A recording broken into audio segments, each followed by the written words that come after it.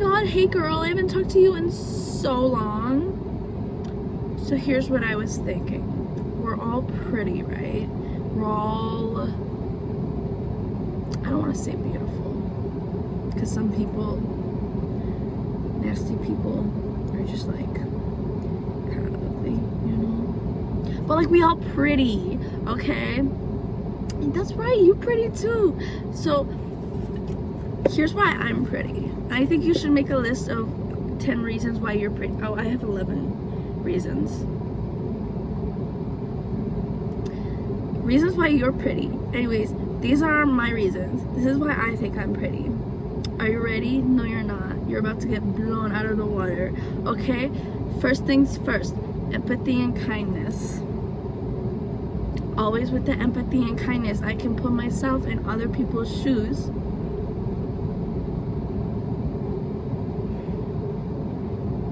So I do. Okay? I see beauty in others even when they don't see it within themselves. That's a big one. I think that's also something that can be quite detrimental to me specifically. With it's like you focus so much on the potential. It's like you could be such a great person, you know, that you forget to look at what is right in front of you, you know. I have compassion for all life. I appreciate all life. Humans are fine. It kind of, anyways, as I was saying, I like giraffes. I like frogs. I want sassy parrots. I want a sassy parrot so bad. And I like flamingos, because they're just like fabulous. Okay. I love bees. I love crows and ravens. All of my corvid brethren. Yeah. We appreciate all life. Okay? Number 2, jovial vibes. I am funny as all. I didn't finish that sentence when I wrote it down. So whatever the first thing that pops into your mind is, that. I am funny as all that. Okay? I feel like my humor is very underappreciated, you know? Totally. Number 3, intelligence. I am very highly intelligent naturally, yes, of course, but I utilize my intelligence, and that makes me pretty, okay? I take every opportunity I can to learn and grow. Every opportunity. I try to anyway. But for real, if there's like an opportunity to learn something new, I'm not gonna like not do it. I love to learn. Number 4, mental strength. Absolutely 100%. Okay, I fall down a shit ton, like a lot, like all the time. Like I'm always going backwards and falling and but I always get back up. Every single time. I may have fallen down 100 times, but I got up 100 times. Girl.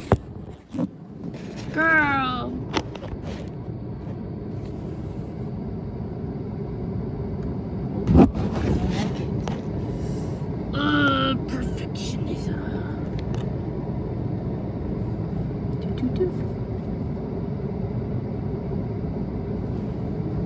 Okay. Oh, here's okay. I let my triggers teach me. What? Yeah, that's kind of what triggers are there for, I feel like. To teach you. I'm aware of them. I'm aware of my triggers. That's step 1. Become aware of your triggers. And become aware of what areas of your life your triggers are trying to point you towards, and what you can learn from those. And that's what I do. my best to do. Because you can never do better than your best.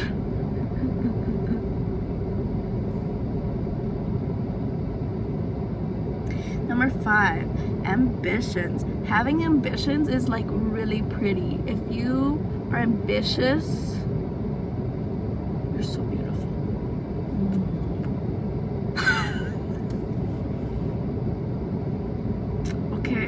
Okay, I know what I want and I'm not afraid to go after it. Okay, I take that back. That's what I wrote down. But truth is, I am very afraid to go after it. But I'm not about to let that fear stop me. Okay? Okay. I guess that kind of runs back to mental strength. Okay? I accept my failures as the lessons that they are.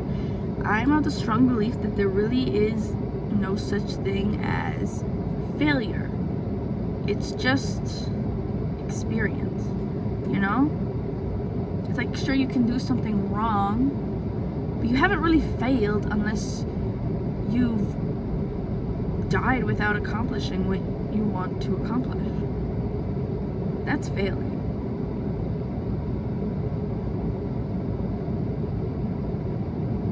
You know, there's always time to get back up, of course. Not of course. Aw, I'm not afraid of being bad at shit. Because everybody gotta start somewhere, and everybody starts off bad, and then you keep being bad, and then you be slightly less bad, and then slightly less bad, and then you're like kind of okay, and then you're like good. Because that's what improvement is, that's what learning is, that's how it works. Nobody's born good at everything. If you want to learn something, you have to put in the effort to learn it and be okay with being bad at it, because you're gonna suck. It's a part of the process. Number 6, creativity. Woo! All my creatives out here, we like the prettiest for real. Okay? I let boredom envelop me. Okay? Because that's when the best ideas come through. It's through boredom, when you're just doing absolutely nothing.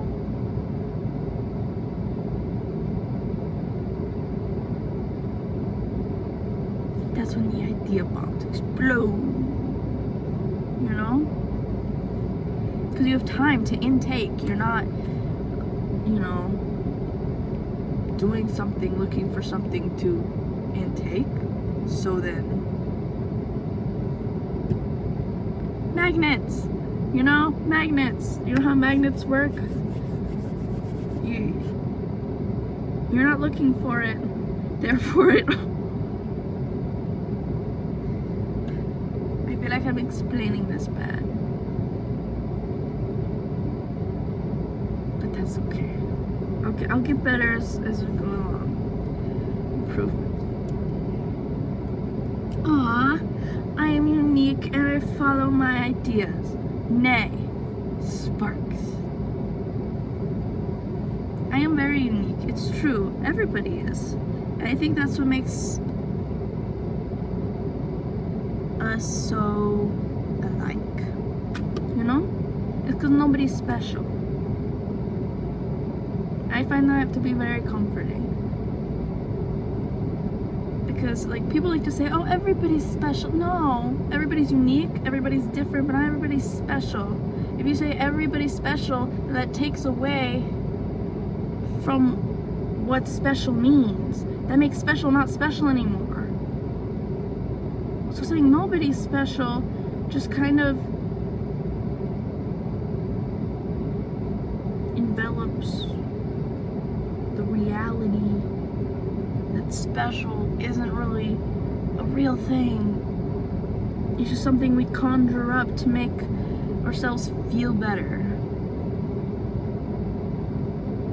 which ends up making everybody feel worse in the end. So you're not special, I'm not special, none of us are special, but we're all unique and different. Okay, that's what makes life interesting. You never know who or what you're going to encounter. Number 7, I became my own best friend. I accepted my ugly, which I have to go more in depth on that later because that's kind of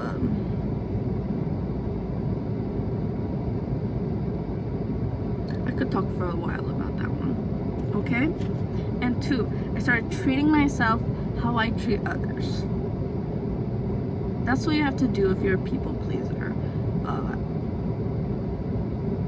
Because I know for us it's like we give and give and give, expecting to get the same in return, but nobody gives the way that you do. Nobody is the way that you are.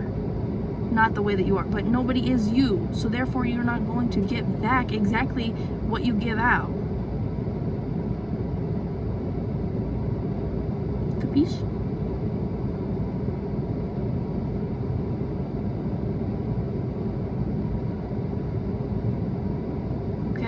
If you really want to get what you give, stop giving to other people and give to yourself. Treat yourself the way you would treat any of your friends. Unless you treat your friends like shit, then, well, I mean, go off, I guess. But don't treat people like shit. I shouldn't have to say that. Anyway. Number 8, confidence. I'm confident.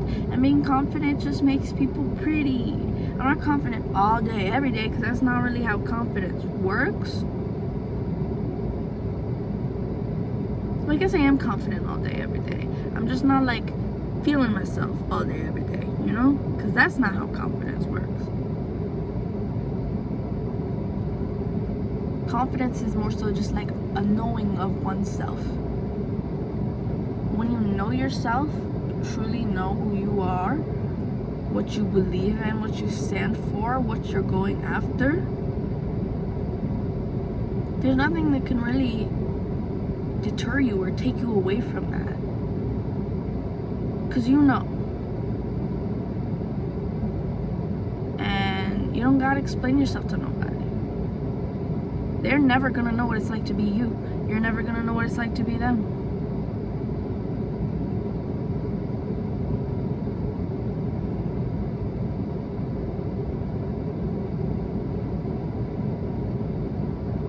I set my boundaries. This is what I'm still working on, okay? Setting boundaries is really freaking hard. Really hard.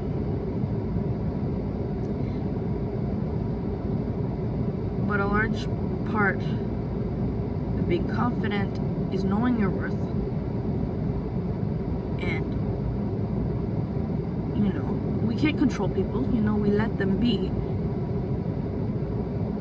But then you'll have to place them where they belong in your life based off of what they give you.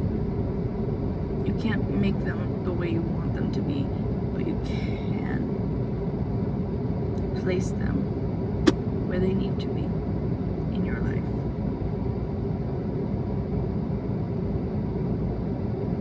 I also put down I accepted my ugly under confidence too, because that is a really big part of what helped to make me confident.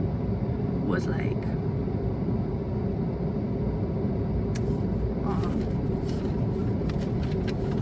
I wrote something and I feel like it encapsulates what I'm trying to say. Where is it?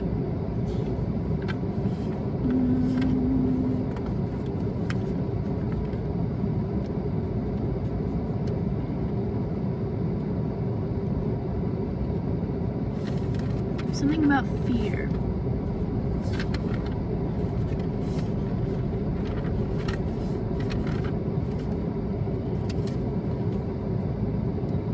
Once you've reached the bottom of the pit, that is fear. That is where you'll find an echo of hope.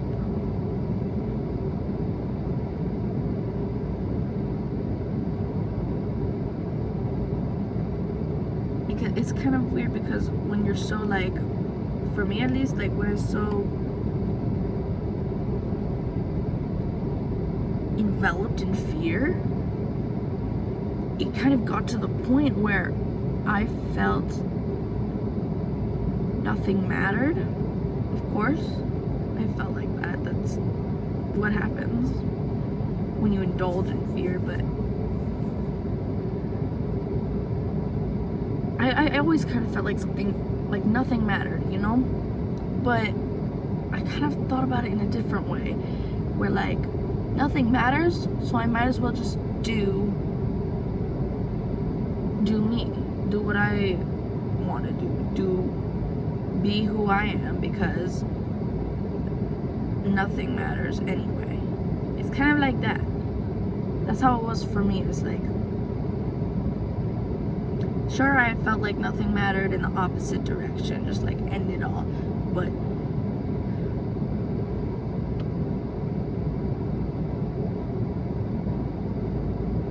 I don't know, it's like there's two sides to every coin, and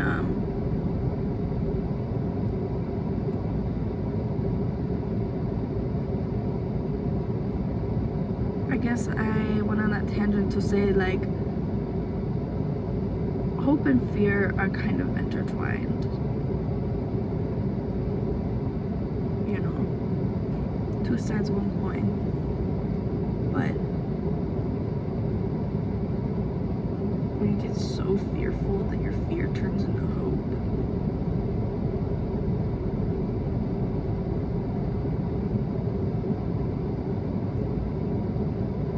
you get what I'm saying?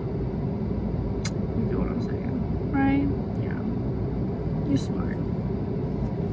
Intelligent. Focusing on your own opinions instead of others. There we go. That's another one. Because, I said this before and I'll say it again, I know who I am. I know what I stand for. I know what I believe in. I know what I experience. Therefore, why does your opinion have any effect on me? You can think whatever you want to think about me. I'm still going to be me at the end of the day. And I know that. Why does it matter if you know that? It's not your life. You don't have to, you know, you don't have to live with me your whole life. You don't have to suffer the face the consequences of my actions. I do.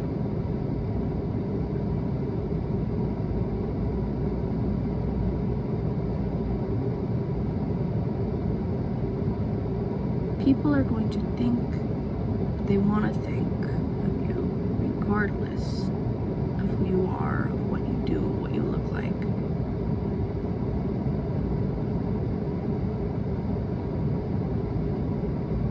So why keep trying to focus on their opinions and focus on appeasing them and babying their egos? You got a person to take care of. You got a life to live. What are you doing? Wasting it on futile attempts to make everybody like you. Been there, done that. And it usually just backfires in the end. Spoiler alert, they're probably not gonna like you anyway. They're probably still gonna hate you.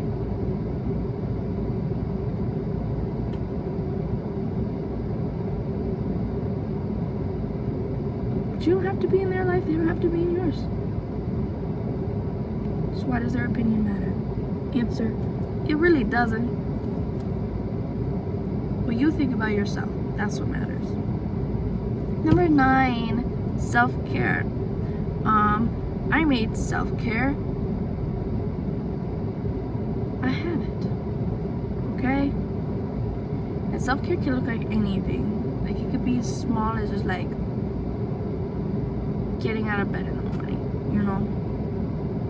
For mine, it was hygiene. Cause like brushing my teeth every morning and night, it's like it's a sensory nightmare. My Ugh, just thinking about it. Ugh. Okay. Like brushing my hair, I hate the way that feels. I hate it all. And don't get me started on showers. First you gotta like get used to like being out in the cold air, and then you have to get used to like the water, and the water's usually not right, and then you have to like wait until it's right, and then you have to get it, and you have to like wait, and then it's like all nice, and it's all nice, and it's comfortable, and it's peaceful, and then you have to like get out, and you have to be used to like being wet but not being under the water, but being out in the cold air. Unless you take cold showers, then I guess it would be like warm, but like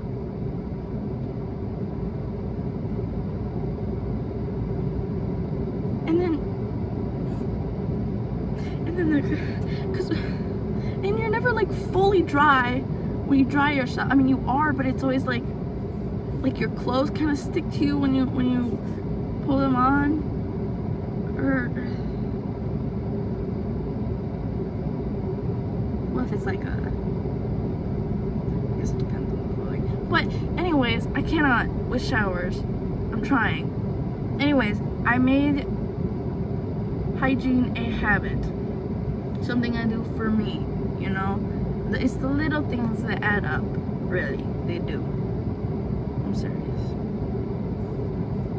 Okay? Number 10, unmasking. Hello. Embracing and letting go of cringe. I'm still working on that one.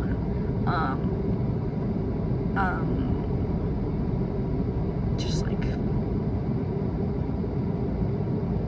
cringe isn't real. Like you cringe at things, but it's like you're really only cringing because you know you don't have the guts to do that. To put yourself out there like that, you know? So I have a hard time cringing with myself and whatever.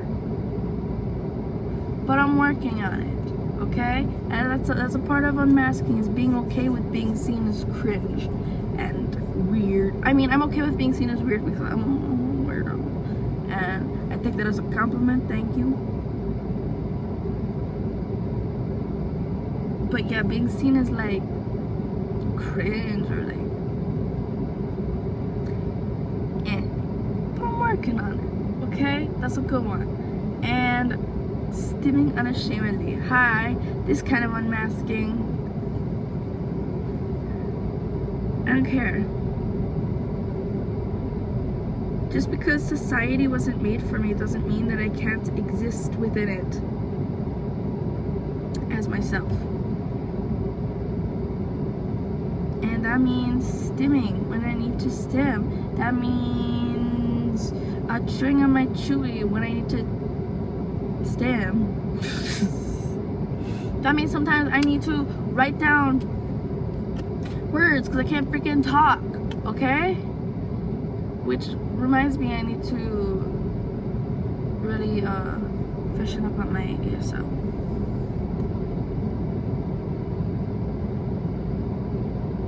Like, I'm not gonna be shamed for existing. Sorry I'm not like you. Not really, I'm being sarcastic. Sorry I'm not like you. Sorry I experienced the world differently from you. It's not really either of our fault.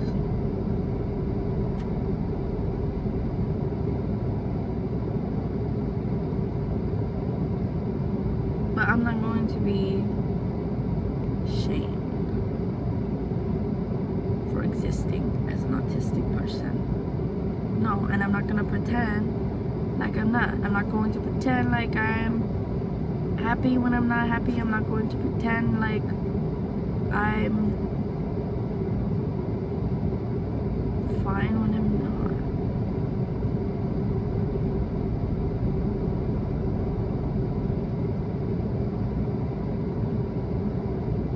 I don't like lying. That's a part of my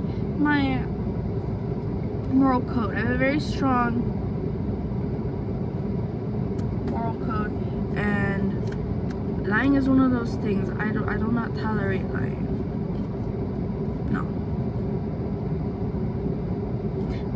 11. I am unavailable, and that makes me really pretty because I don't put my life on hold for anyone. Okay? Because it's mine, not yours. I'm not going to center my life around somebody who is not me. My life centered around me.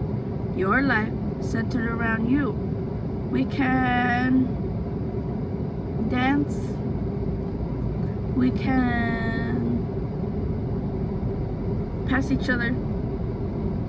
But like, you are not going to become my universe.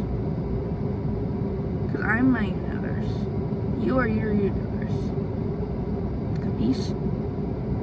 I don't know why I've been saying capiche lately. It's just, they wouldn't. Everything I do for me.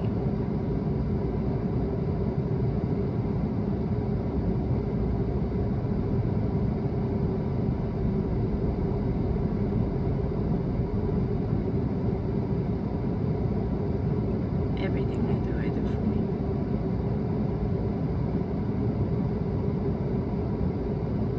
That makes me pretty.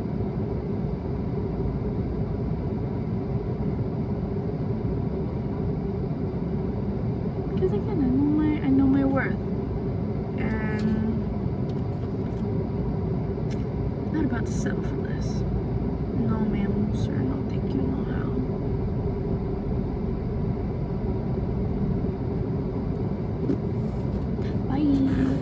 Bye.